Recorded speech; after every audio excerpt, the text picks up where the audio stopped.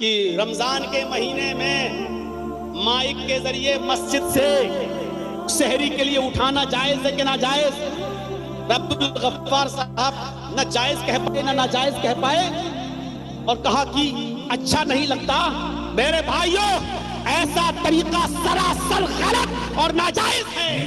آپ مسجد کے منبر پہ یا مسجد کے مائک پہ رات میں کسی کو بیدار کریں، یہ آپ کے لیے جائز ہے ہی نہیں۔ اس لیے کہ اللہ کے نبی نے فرمایا کہ اپنی زبان سے اور اپنے ہاتھ سے کسی مسلمان کو تکلیف مت پہنچاؤ۔ المسلم من سلم المسلمون من لسانه ويده، مسلمان وہ ہے جو اپنی زبان اور اپنے ہاتھ سے دوسرے کو تکلیف نہ پہنچائے۔ آپ اپنی زبان سے دوسرے مسلمانوں کو تکلیف پہنچا رہے ہیں۔ آپ کہیں گے کہ سحری کے لیے اٹھانا تکلیف والی چیز ہے؟ ہاں، جن کو روزہ رکھنا ہے اور سے ان کے پاس راستے ہیں۔ موبائل میں الارم لگانا، گھڑی میں الارم لگانا، اٹھ جانا، ان کے پاس بہت سے طریقے ہیں۔ لیکن آپ مائک سے کیوں آواز دیں گے؟ کیوں پکاریں گے؟ کیوں چلائیں گے؟ کیا سب کے اوپر روزہ فرض ہے؟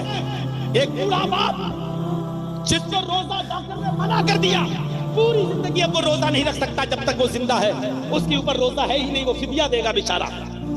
ایک مسکین کھانا کھلائے گا، آپ مائک پکڑ کے کہتے ہیں اٹھیے اور سحری کیجئے، بنائیے۔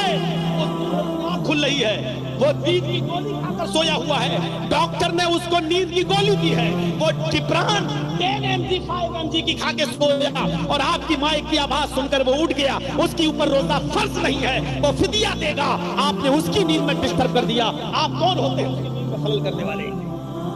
ایک عورت جس کو پیریڈ آ رہا ہے روزہ نہیں رکھ سکتی، آپ کے مائک کی آواز نے اس کی نیند میں بھی ڈسٹرب کر دیا، اس کو بھی اٹھا دیا۔ وہ بچے جن پر روزہ فرض نہیں ہے، آپ نے ان کی بھی نیند میں ڈسٹرب کر دیا۔ وہ عورتیں جو اپنے بچوں کو دودھ پلاتی ہیں، شریعت جن کو رخصت دے رہی ہے کہ وہ روزہ چھوڑ دیں بعد میں پورا کریں، آپ ان کے روزے میں ڈسٹرب کر رہے ہیں، ان کی نیند میں آپ ڈسٹرب کر رہے ہیں۔ آپ کون سا ثواب کا کام کر رہے ہیں؟ آپ مسلمانوں کو تکلیف دے رہے ہیں۔ جن کے اوپر روزے کی رخصت ہے، آپ ان کو تکلیف دے رہے ہیں، اور تکلیف کسی بھی مسلمان کو دینا جائز نہیں ہے آپ کے لیے۔ اس لیے رات میں مائک سے اعلان کرنا غلط ہے۔ آپ یہ چیزیں نہیں استعمال کر سکتے ہیں، آپ کے لیے شریعت اس بات کی اجازت نہیں دی ہے۔